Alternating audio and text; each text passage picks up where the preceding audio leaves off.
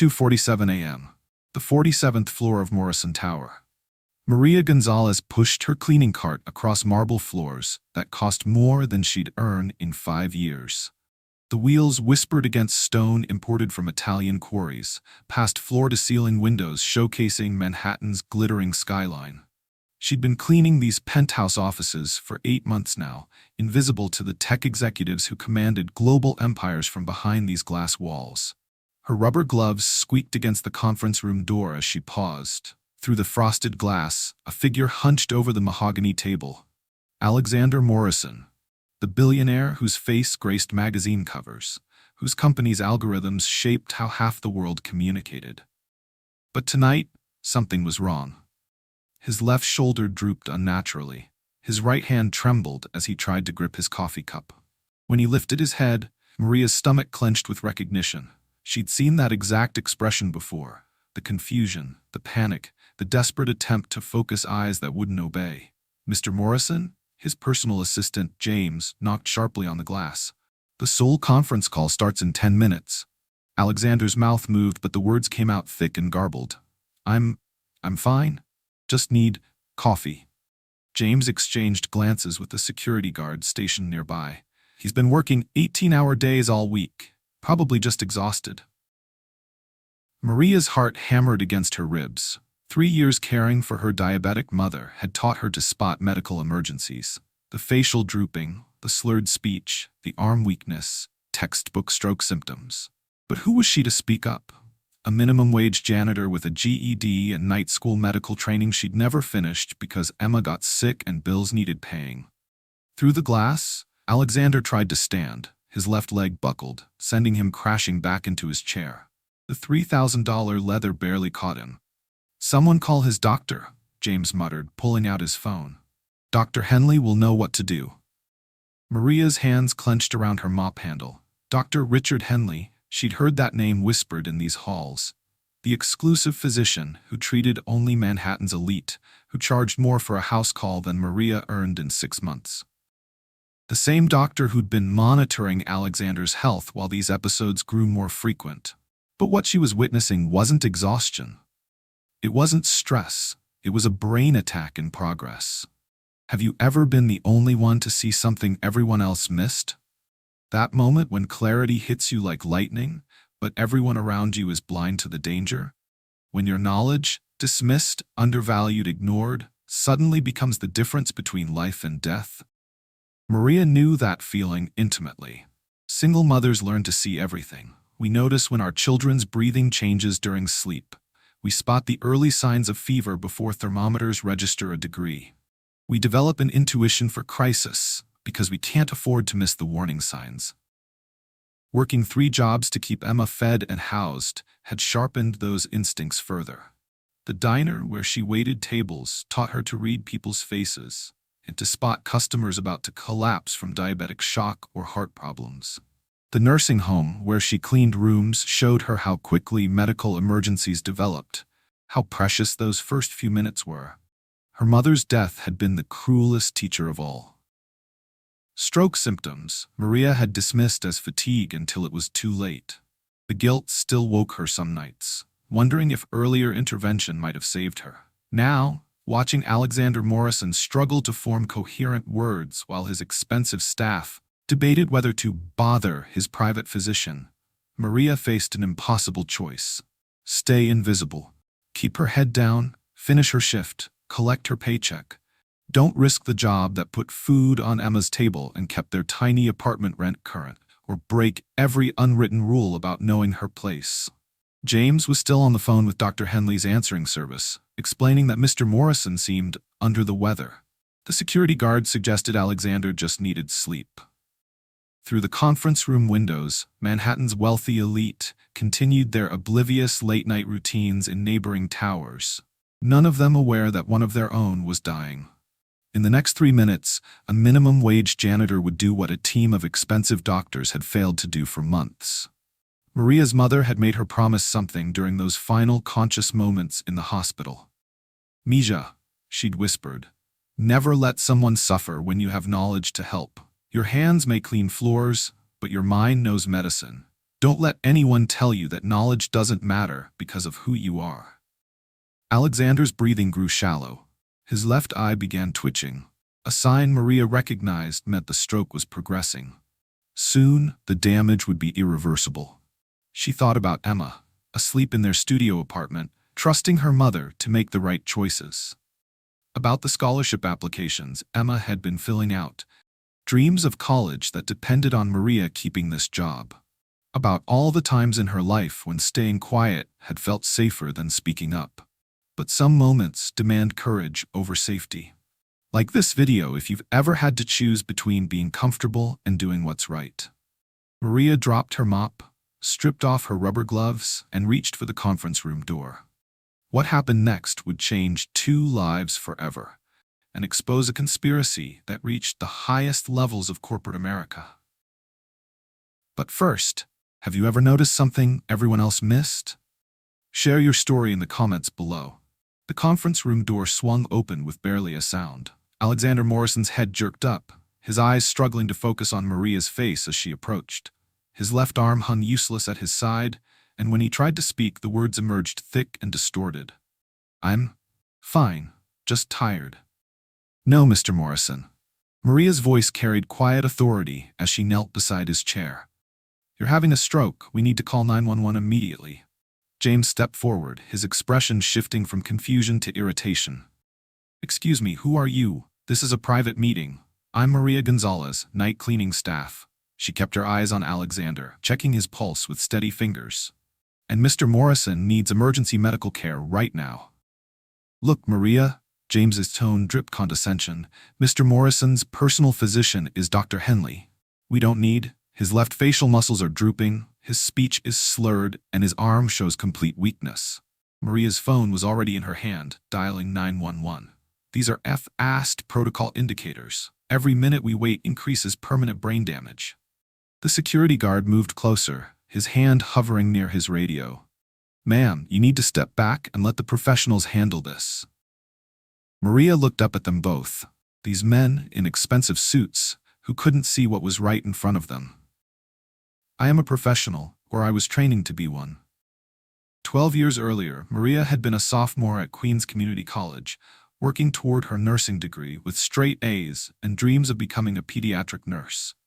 She studied between shifts at a local diner, practiced taking blood pressure on classmates, memorized every bone in the human body, while her professors praised her natural instincts for patient care.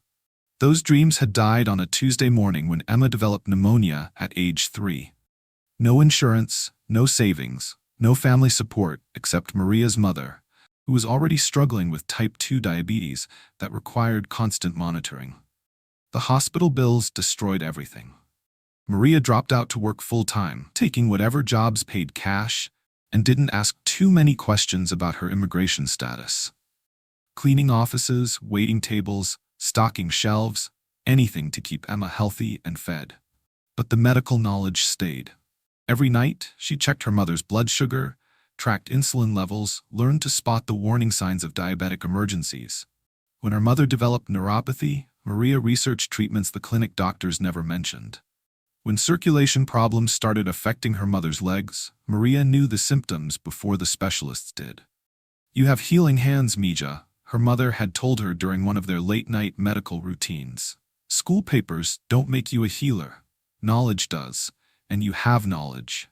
Now, facing 2 men who saw only her cleaning uniform and dismissed her expertise, Maria felt that knowledge burning in her chest like fire. 911, what's your emergency?" "I need paramedics at Morrison Tower, 47th floor. We have a 54-year-old male experiencing acute stroke symptoms. Left-sided facial droop, arm weakness, speech impairment. Onset approximately 15 minutes ago." "Ma'am, are you a medical professional?" Maria glanced at James and the security guard, both staring at her with shock. "I have medical training. The patient needs immediate transport for intervention." "Units are en route. Please stay on the line and monitor the patient's breathing." Alexander's good hand suddenly gripped Maria's wrist.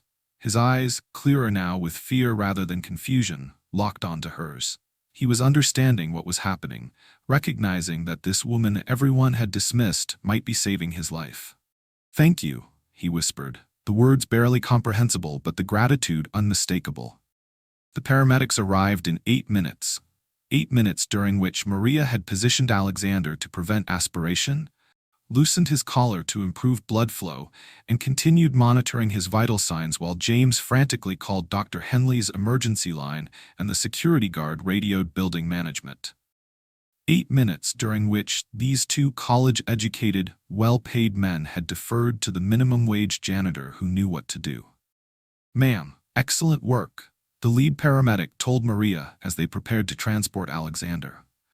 "Your quick recognition probably saved significant brain function. Are you in healthcare?" I have some training," Maria said, watching them secure Alexander onto the stretcher. "You should consider getting back into it," the paramedic continued. "You have good instincts." As the elevator doors closed on Alexander and the medical team, James turned to Maria with an expression she couldn't quite read. "How did you know all that?" "Because I pay attention," Maria replied simply. "Because when someone you love is sick, you learn everything you can about keeping them alive." The call came at 6 a.m., just as Maria was getting Emma ready for school. "Miss Gonzalez, this is Alexander Morrison. I wanted to thank you personally for what you did last night." Emma looked up from her cereal, curiosity lighting her 11-year-old face. Maria stepped into their tiny bathroom for privacy. "How are you feeling, Mr. Morrison?" "The doctor said you were right. I was having a stroke. The intervention you insisted on prevented permanent damage. If you hadn't been there," Maria closed her eyes thinking of her mother, of all the nights she'd wished someone had paid closer attention to warning signs. "I'm glad you're okay, Mr. Morrison. I'd like to meet with you. Today, if possible. There are things I want to discuss." Maria looked at her reflection in the bathroom mirror, the same face that had been invisible to everyone except the person who needed help most. "I work 3 jobs, Mr. Morrison. I'm not sure when." "Then let me work around your schedule. Please, Miss Gonzalez, what you did matters more than you probably realize." Later that morning, dropping Emma at school, Maria found herself wondering what Alexander Morrison wanted to discuss. In her experience, gratitude from wealthy people usually came with strings attached, or worse, with condescension disguised as charity, but something in his voice had sounded different. Genuine. Like he actually saw her as a person rather than just the help. Emma hugged her goodbye at the school entrance. "Mom, are you okay? You seem worried." "Just thinking about work, baby." "The kind of work where you help people?" Maria smiled, remembering how Emma had listened to her explain basic medical concepts during their mother's illness, how her daughter had absorbed those lessons with the same intensity she brought to her homework. "Yes, Emma. The kind where I help people. Like if you believe everyone's knowledge has value, regardless of their job title or background." Comment below, have you ever had expertise that others dismissed because of who you are? 3 days later, Maria stood in the marble lobby of Morrison Tower, feeling like an imposter in her best dress, a navy blue outfit she'd worn to her mother's funeral 2 years ago. The receptionist's perfectly manicured finger pointed toward the executive elevator. "Mr. Morrison is expecting you on the 50th floor." The elevator ride felt endless, each floor marking her ascent into a world where people like her only existed to clean up after others.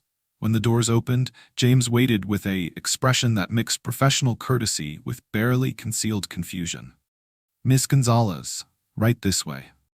Alexander's office could have housed 3 families Maria's size. Floor-to-ceiling windows offered views of Central Park that probably cost more per month than she earned in a year. Alexander rose from behind a desk made of wood she couldn't identify, his movement still slightly careful but otherwise showing no signs of his recent medical crisis. "Maria? Thank you for coming." His smile was genuine, transforming his face from the stern corporate headshot she'd seen in magazines. "Please, sit anywhere you're comfortable." She chose a leather chair that probably cost more than her car if she'd owned one. "How are you feeling, Mr. Morrison? Please, call me Alexander, and I'm feeling grateful, thanks to you." He settled into the chair across from her, deliberately avoiding the power position behind his desk. "The doctors confirmed what you diagnosed within minutes. I had what they call a minor stroke, but they said without immediate intervention, it could have been catastrophic." Maria nodded, remembering her mother's doctor using similar language. I'm glad the treatment worked. That's why I wanted to speak with you.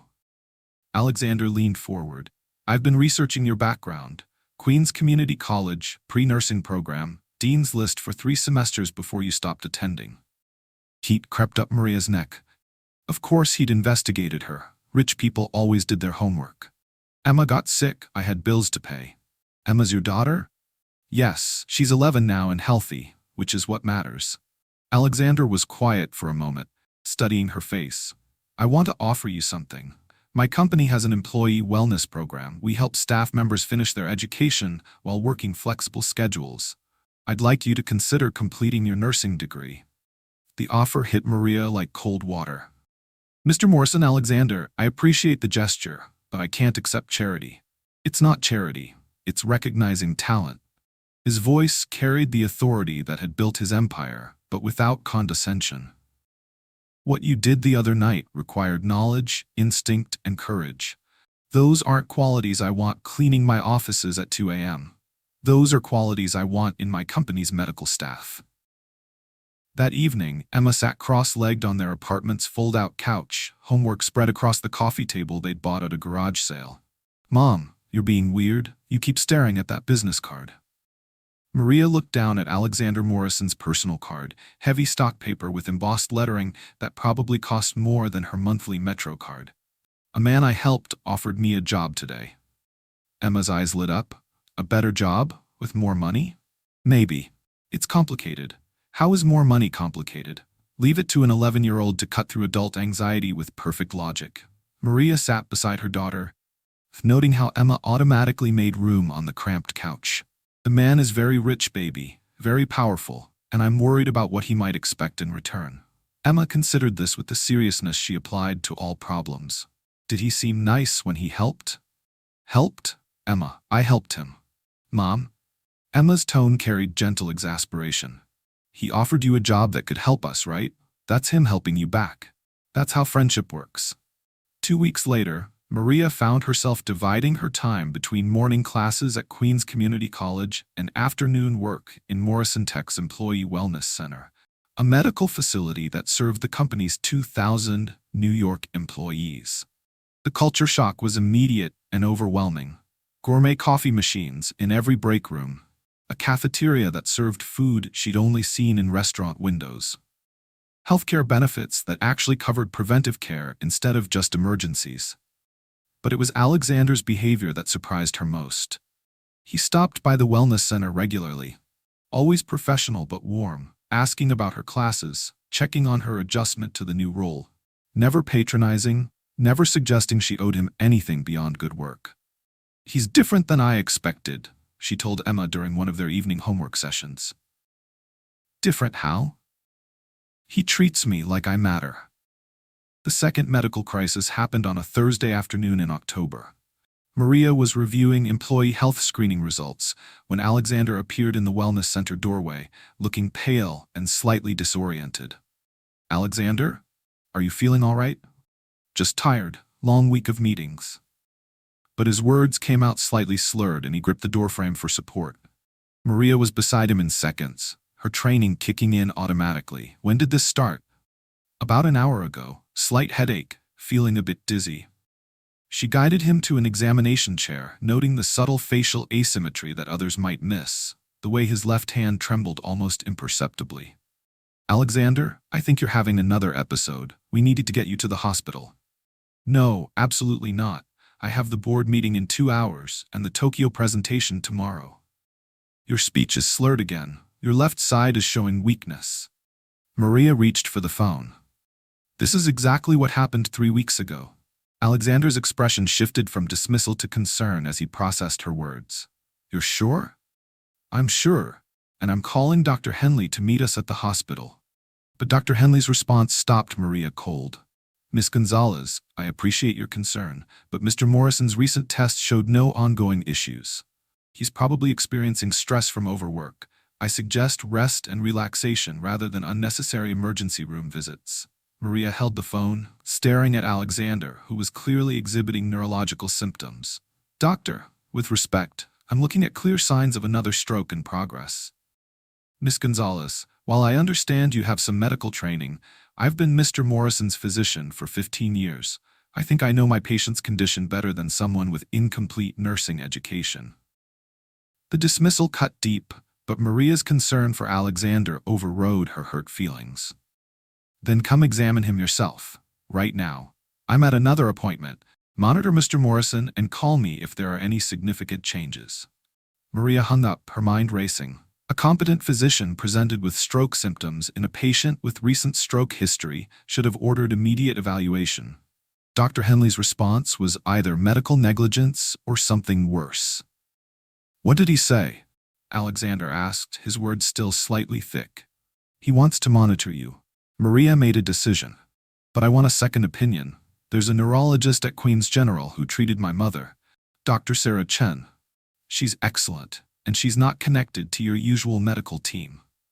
45 minutes later, Dr. Chen's expression was grim as she reviewed Alexander's brain scans.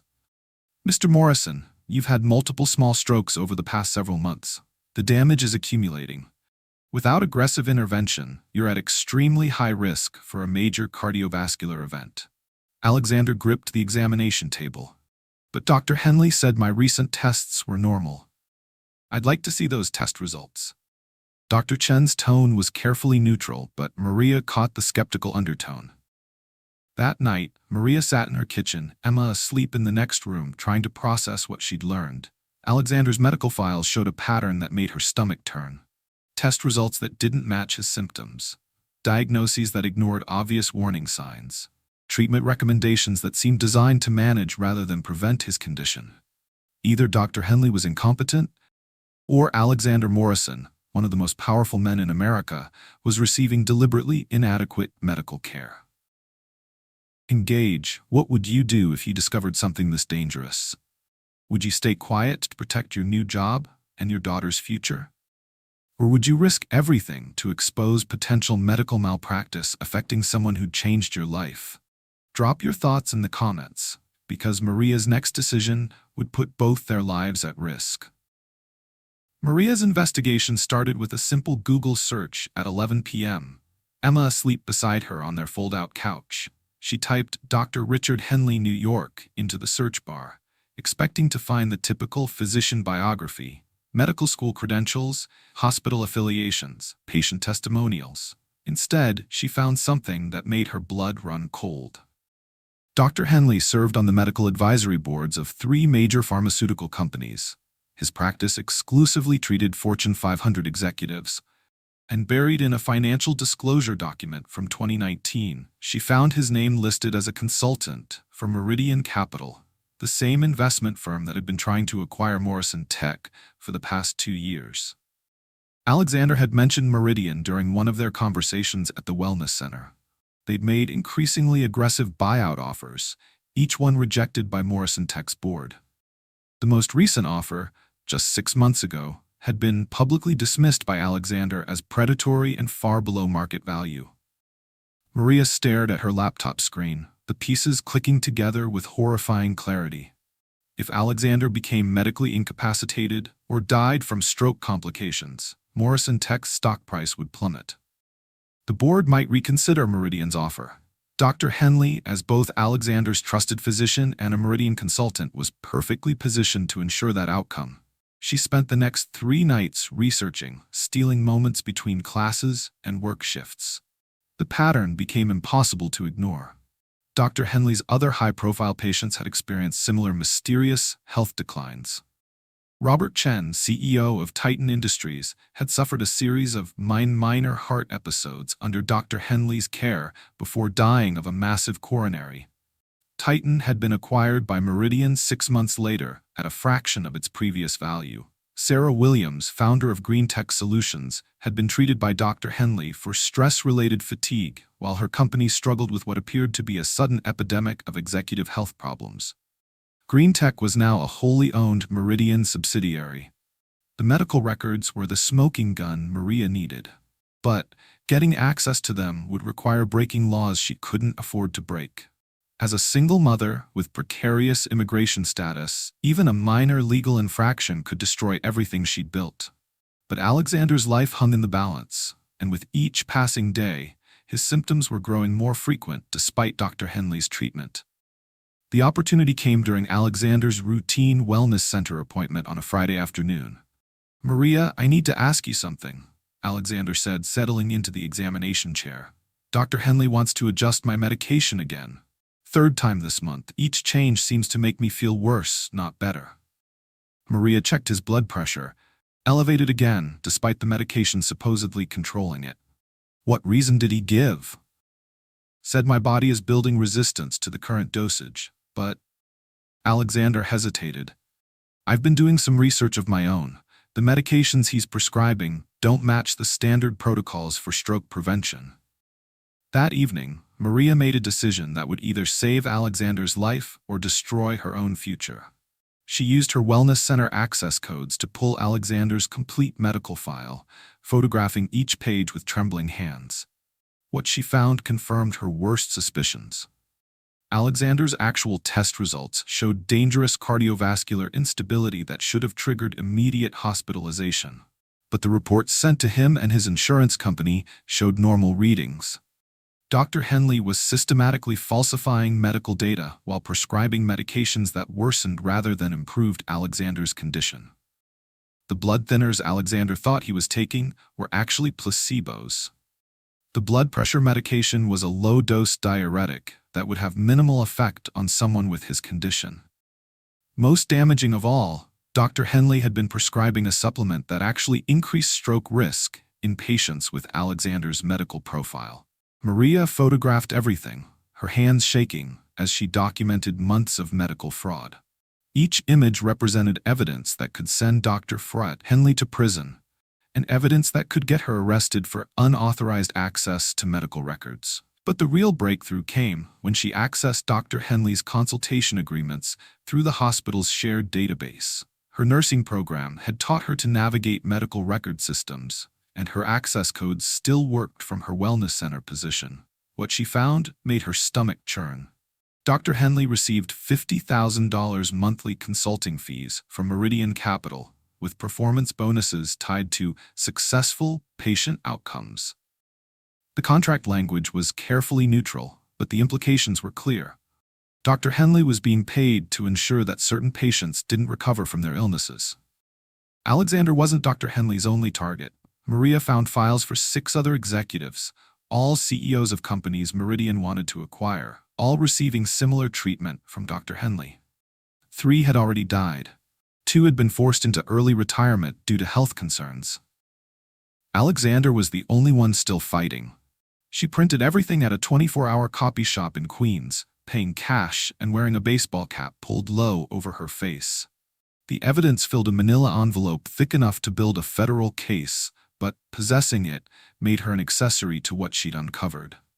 The next morning, Emma found her mother sitting at their kitchen table, surrounded by medical documents and legal printouts. "Mom, you look scared." Maria gathered the papers quickly, but Emma had already seen enough to ask questions. "Is this about your work? About the nice man who gave you the job?" "Yes, baby. It's complicated." Emma sat beside her, studying Maria's expression with the intuition that came from living closely with someone you loved. "Are you trying to help him?" "I think someone is trying to hurt him, and I might be the only person who knows. So you have to tell someone, right?" The simplicity of an 11-year-old's moral compass cut through all of Maria's fear and uncertainty. Of course, she had to tell someone, but telling the wrong person could get them both killed, and telling the right person could still destroy their lives. If she reported Dr. Henley's fraud to the medical board, her unauthorized access to patient records would be discovered. She'd lose her job, face criminal charges, and potentially be deported. Emma would end up in foster care while Maria fought legal battles she couldn't afford. If she took the evidence to Alexander directly, he might not believe her. Wealthy people trusted other wealthy people, and Dr. Henley had 15 years of relationship history to draw upon. Alexander might see Maria's accusations as the desperate manipulation of someone trying to insert herself into his world. But if she stayed silent, Alexander would die. And after Alexander, Dr. Henley would move on to the next CEO on Meridian's acquisition list. More executives would suffer while their families watched helplessly, never knowing their loved ones were being murdered by someone they trusted with their lives. Maria looked at the evidence spread across her kitchen table. Enough proof to stop a conspiracy that reached into the highest levels of corporate America, but obtained through actions that could land her in federal prison. She thought about her mother's final words. Never let someone suffer when you have knowledge to help. She thought about Emma's simple question. So you have to tell someone, right? Most of all, she thought about Alexander's trust. He'd given her a chance when no one else would, treated her like an equal when everyone else saw only a janitor. He'd offered her a future she'd never dared to dream of. Now she had to choose between protecting that future and saving his life. The decision required courage she wasn't sure she possessed. But some choices, once you see them clearly, aren't really choices at all. Maria reached for her phone, Alexander's personal number glowing on the screen. Comment below. Should she risk everything to expose the truth? Would you sacrifice your family's security to save someone else's life? Would you trust a system that had never protected people like you to deliver justice against people with power and money? Maria's next call would set in motion events that neither she nor Alexander could control, and change both their lives forever. The Morrison Tech Board meeting was scheduled for 2 p.m. on Tuesday, October 15th. Maria knew this because Alexander had mentioned it during his morning wellness check, a routine appointment that had revealed dangerously elevated blood pressure despite Dr. Henley's latest adjustments to his medication. I feel terrible, Alexander had admitted, gripping the examination table for support. Headache, dizziness, nausea. Dr. Henley says it's stress from the Meridian situation. Maria had taken his blood pressure 3 times, hoping her readings were wrong. 180, 120, stroke level numbers that should have sent him straight to the emergency room. Alexander, you need to cancel that meeting. These readings? I can't. The board is voting on Meridian's latest offer today. If I'm not there to present the opposition research, they might actually consider it. Maria had begged him to postpone, but Alexander's sense of responsibility to his company overrode his concern for his health. She'd watched him leave for the boardroom, knowing she might never see him alive again. At 2:47 p.m., Maria's phone buzzed with a text from Alexander's assistant, James. Emergency in boardroom. Need you here now. She ran through Morrison Tower's corridors, her nursing school emergency response training taking over. The elevator seemed to crawl upward as she prepared for what she might find. The boardroom doors were closed, but she could hear raised voices through the glass. Through the windows, she saw 12 board members clustered around the conference table's far end. At the head of the table, Alexander slumped in his chair, his face pale and drawn. Dr. Henley stood beside him, one hand on Alexander's shoulder in what appeared to be a caring gesture. Gentlemen, ladies, Dr. Henley was saying as Maria pushed through the doors, Mr. Morrison is experiencing what appears to be a panic attack brought on by business stress. I recommend we adjourn today's meeting and reschedule when he's feeling better. Maria's trained eyes immediately assessed Alexander's condition. Facial drooping on the left side, right arm trembling uncontrollably. Speech that came out in garbled fragments when he tried to object to Dr. Henley's assessment. No, Maria said loudly, her voice cutting through the boardroom murmur. He's not having a panic attack. He's having a stroke. Every head in the room turned toward her. Board members she recognized from company newsletters stared at the wellness center nurse who'd interrupted their meeting. Miss Gonzalez, James stepped forward, his tone sharp with warning. This is a private board session. You need to leave immediately. I'm not leaving. Maria moved toward Alexander, pulling out her phone. I'm calling 911, and I'm documenting everything that happens in this room. Dr. Henley straightened, his professional composure slipping slightly. Miss Gonzalez, I appreciate your concern, but as Mr. Morrison's physician, I can assure you he's simply experiencing acute stress symptoms. His left facial muscles are paralyzed, Maria interrupted, activating her phone's video recording function. His speech is severely impaired. His blood pressure this morning was 180/120, which you dismissed as stress-related despite clear stroke indicators. The boardroom fell silent except for Alexander's labored breathing. Furthermore, Maria continued, her voice steady despite her racing heart, Dr. Henley has been systematically providing inadequate medical care to Mr. Morrison while receiving consultant fees from Meridian Capital, the same company trying to acquire Morrison Tech. The accusation hit the room like a physical blow. Board members exchanged shocked glances. Dr. Henley's face flushed with anger. "That's a serious accusation, Miss Gonzalez," board member Patricia Wells said carefully. "Do you have evidence?" "I have months of evidence." Maria held up her phone, still recording. "Falsified test results. Medications that worsen rather than treat Mr. Morrison's condition. Financial records showing Dr. Henley's connection to Meridian Capital." Dr. Henley stepped forward aggressively. "This woman has been illegally accessing confidential medical records. She's violated federal privacy laws and should be arrested immediately." "Maybe I should be arrested," Maria said, moving closer to Alexander and checking his pulse. "But first, we're going to save Mr. Morrison's life. And then we're going to expose everything you've done." She dialed 911 while maintaining eye contact with Dr. Henley. "I need paramedics at Morrison Tower, executive boardroom, 50th floor. We have a 54-year-old male in acute stroke crisis." "Ma'am, are you a medical professional?" "I'm a registered nurse," Maria lied smoothly, knowing the truth would complicate the emergency response. "Patient shows clear FAST protocol indicators. We need immediate transport." Alexander's good hand found Maria's wrist, squeezing weakly in gratitude. His eyes, though clouded with neurological symptoms, held complete trust in her judgment. Dr. Henley moved toward the phone. "I'm Mr. Morrison's attending physician. Cancel that ambulance. The patient is experiencing anxiety, not stroke symptoms. Stay back." Maria's voice carried authority she didn't know she possessed. "Board members, I need witnesses. Dr. Henley is attempting to prevent emergency medical care for someone experiencing obvious stroke symptoms." Patricia Wells pulled out her own phone, recording the scene. "Dr. Henley, step away from both Mr. Morrison and Miss Gonzalez. Security is en route." "This is medical malpractice," Dr. Henley snarled.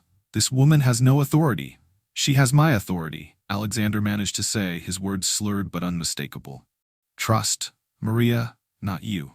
The paramedics arrived within 6 minutes, their professional assessment confirming everything Maria had diagnosed.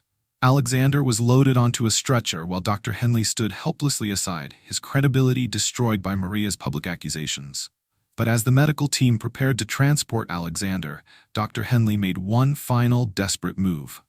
Miss Gonzalez obtained her information through illegal access to confidential records, he announced to the assembled board members. "She's committed multiple felonies and should be detained pending criminal investigation." Patricia Wells looked directly at Maria. "Miss Gonzalez, is that true?" Maria felt the weight of 12 powerful people waiting for her answer. Everything she'd built for Emma hung in the balance. Her job, her future, her freedom. All of it could disappear with her next words. But Alexander was alive because she'd acted. And other CEOs would stay alive if she continued to act. "Yes," she said clearly. "I accessed medical records without authorization because I believed Mr. Morrison's life was in danger. I have evidence that Dr. Henley has been deliberately providing inadequate care while receiving payments from Meridian Capital." The boardroom erupted in overlapping conversations. Several members were already on their phones, some calling lawyers, others calling federal agencies. "I'll take full responsibility for my actions," Maria continued. "But first, I want to transfer all my evidence to the FBI, because this conspiracy involves more than just Mr. Morrison." 2 days later, Maria sat in a federal building in Lower Manhattan, facing 3 FBI agents and a prosecutor from the Southern District of New York. Agent Rebecca Martinez leaned forward. "Miss Gonzalez, you understand that your unauthorized access to medical records is itself a federal crime?" "Yes, ma'am." "And you're willing to testify about everything you discovered, knowing that your testimony will expose your own illegal activities?" Maria thought about Emma, waiting at home with their neighbor Mrs. Rodriguez. About Alexander, recovering in the hospital with proper medical care for the first time in months. About the other executives who might be saved if Dr. Henley's conspiracy was exposed. "Yes, ma'am, I'll testify." Agent Martinez opened a thick folder. Based on your evidence, we've obtained warrants for Dr. Henley's financial records and communications. We've also discovered similar patterns involving at least 8 other executives. The prosecutor, David Kim, added, "Your cooperation could be crucial in preventing additional deaths. But I have to be honest, you're likely facing charges regardless of your cooperation." Maria's hands trembled as she signed the cooperation agreement. Every signature represented a choice to put justice above her own security, to risk Emma's future for the chance to save lives she'd never meet. But some knowledge, once possessed, demands action regardless of consequences. Her mother had been right. Your hands might clean floors, but your mind knows medicine. And when medical knowledge revealed murder disguised as malpractice, staying silent became impossible. Alexander sent flowers to her apartment that evening. Sunflowers, like the ones her mother had loved.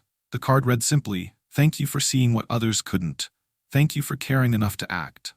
Emma found her mother crying over the flowers at their kitchen table. "Are you sad, Mom?" "No, baby. I'm scared, but not sad." "Because you did the right thing?" "Because I did the right thing." The FBI investigation would take months. The trials would take years.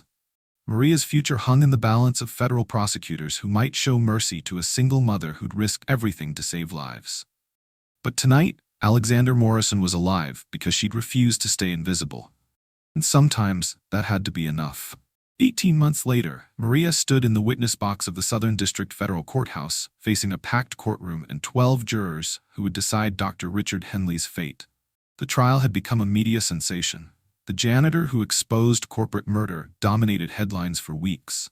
Cable news programs analyzed every detail of the conspiracy that had claimed 4 CEO lives and nearly claimed Alexander's. Ms. Gonzalez, prosecutor David Kim asked, "When you first accessed Mr. Roulat Morrison's medical records without authorization, did you know you were committing a federal crime?" "Yes, sir." "And you proceeded anyway. Why?" Maria looked across the courtroom at Alexander, who sat in the front row despite his doctor's recommendations to avoid stressful situations. His recovery had been remarkable once he received proper medical care, but the neurological damage from months of deliberate medical negligence would affect him permanently. Because knowing someone might die and doing nothing about it felt like a worse crime than breaking privacy laws. The evidence Maria had gathered proved devastatingly effective. FBI forensic accountants had traced over $2 million in payments from Meridian Capital to Dr. Henley's offshore accounts. The payments corresponded exactly with the deaths and medical crises of executives whose companies Meridian later acquired at below-market prices. Henley's patient files revealed a pattern of systematic medical fraud affecting 15 high-profile executives over 8 years. 3 had died under his care. 6 had been forced into early retirement due to health concerns that mysteriously appeared and worsened under his treatment. Maria and Alexander were the only survivors willing to testify. The conspiracy reached deeper than anyone had realized. Meridian Capital's acquisition strategy depended on deliberately targeting companies with vulnerable leadership, then using Dr. Henley's exclusive medical practice to ensure that vulnerability became fatal weakness. The defendant systematically murdered patients while hiding behind the trust inherent in the physician-patient relationship, Prosecutor Kim told the jury during closing arguments. He turned medicine into a weapon for corporate warfare, and only one person had the courage to stop him. Dr. Henley was convicted on 14 counts of murder, conspiracy, and medical fraud. Federal Judge Patricia Morrison sentenced him to life in prison without possibility of parole. 3 Meridian Capital executives received sentences ranging from 20 to 30 years. The investment firm was dissolved, its assets used to compensate victims' families. But Maria's legal journey was far from over. "Miss Gonzalez," Judge Morrison addressed her during a separate hearing, "your unauthorized access to confidential medical records violated federal privacy statutes. However, your actions prevented additional deaths and exposed a criminal conspiracy that might never have been discovered otherwise." Maria stood beside her public defender, Emma watching from the gallery with tears in her eyes. Taking into account your cooperation with federal investigators and the extraordinary circumstances that motivated your actions, this court sentences you to 2 years probation and 500 hours of community service." The courtroom erupted in applause. Maria had avoided prison, but the conviction on her record meant she could never work as a licensed nurse. The career she'd sacrificed to save Alexander's life was permanently closed to her. Alexander waited for her outside the courthouse, leaning on the walking cane that had become necessary since his strokes. "I'm sorry," he said simply. "You lost your nursing career because of me." "I lost my nursing career because I chose to save lives," Maria corrected. "I'd make the same choice again." "I know you would. That's why I have a proposition." They walked to a small cafe near the courthouse, the same kind of working-class establishment where Maria felt comfortable, rather than the upscale restaurants Alexander preferred. "Morrison Tech is creating a new division," Alexander explained over coffee that cost less than the bottled water in his office.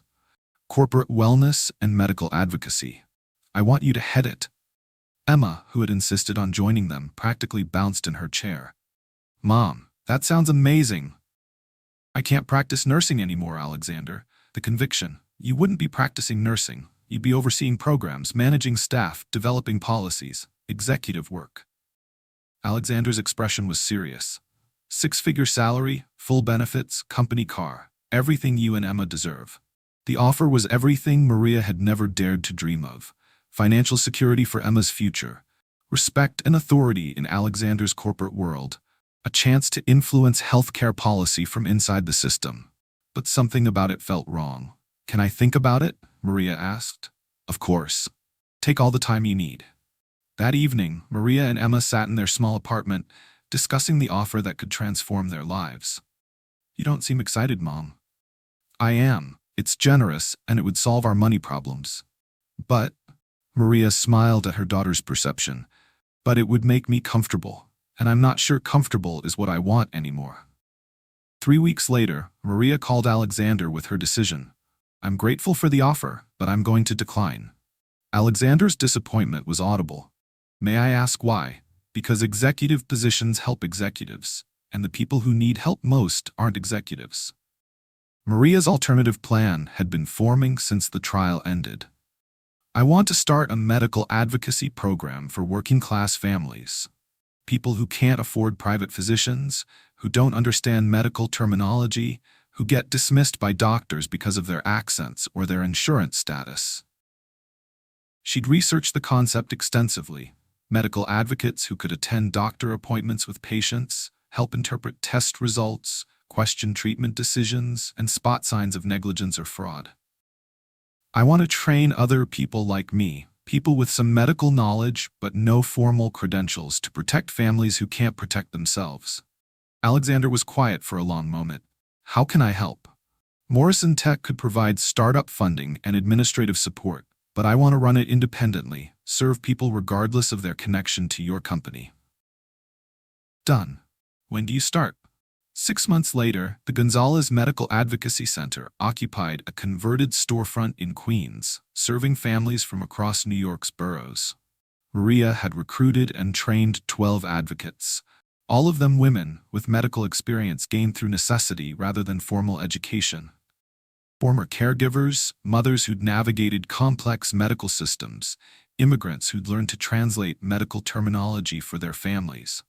The center's first major case involved Rosa Martinez, a hotel housekeeper whose physician had dismissed her chest pain as stress. Maria's advocate training helped Rosa recognize the signs of heart disease and insist on proper testing that revealed significant coronary blockage requiring immediate intervention. "You saved my life," Rosa told Maria during the center's first anniversary celebration. "Just like you saved Mr. Morrison's life." "We saved each other," Maria replied, watching Emma help other children at the celebration while their parents shared similar stories of medical advocacy success. Alexander attended the anniversary event, walking carefully but without his cane. "Any regrets about not taking the executive position?" he asked Maria. She looked around the crowded community center at families who'd found their voices through medical advocacy training. at advocates who'd learned to challenge authority when patients' lives hung in the balance. No regrets. This feels right. Because it helps people like you? Because it helps people become their own advocates. Because it gives them knowledge and confidence to speak up when something seems wrong. Alexander nodded slowly. My recovery is going well, by the way. Dr. Chen says the new medication regimen is working perfectly. I'm glad. And Alexander? Yes? Thank you for seeing me as more than just the help. Thank you for seeing me as more than just a paycheck. As the celebration continued around them, Maria reflected on how much had changed since that night in the corporate boardroom when she'd chosen to speak up rather than stay invisible. Emma was thriving in school, confident and proud of her mother's work. The medical advocacy program was expanding to other cities, and Maria had found her true calling, not as someone who served the powerful, but as someone who helped the powerless find their own power. Subscribe for more stories of ordinary people doing extraordinary things, because the most important changes in the world often start with someone like you, someone like Maria, someone who refuses to stay silent when staying silent would be safer. Comment below. What would you do if you had knowledge that could save lives, but using it might destroy your future? 5 years after the trial that changed everything, Maria Gonzalez stood before a packed auditorium at Queens Community College, addressing the graduating class of medical advocates. When I first walked into a corporate boardroom to save a dying man, she told the audience of nurses, paramedics, and community health workers, I had no idea that moment would lead us here. To this program that has trained over 300 medical advocates, to families who are alive today because someone like you refused to stay quiet.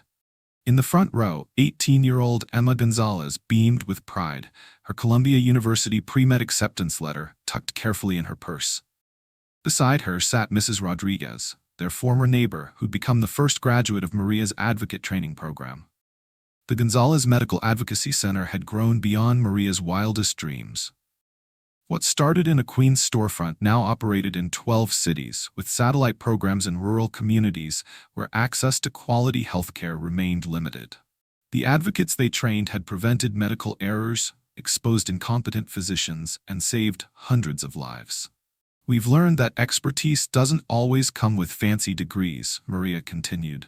Sometimes it comes from caring for a sick parent, from translating medical terms for your family, from paying attention when everyone else looks away. The program's success had attracted national attention. Medical schools now included patient advocacy courses in their curricula. Hospital systems hired Maria's graduates to bridge communication gaps between doctors and patients who didn't speak English as their first language, or who felt intimidated by medical professionals. But the impact Maria treasured most was personal. Watching advocates find their voices, watching families learn to question authority when their instincts said something was wrong. Alexander Morrison attended every graduation ceremony, usually sitting in the back row, where his presence wouldn't overshadow the advocates being honored. After the formal ceremony ended, he approached Maria with his characteristic careful walk.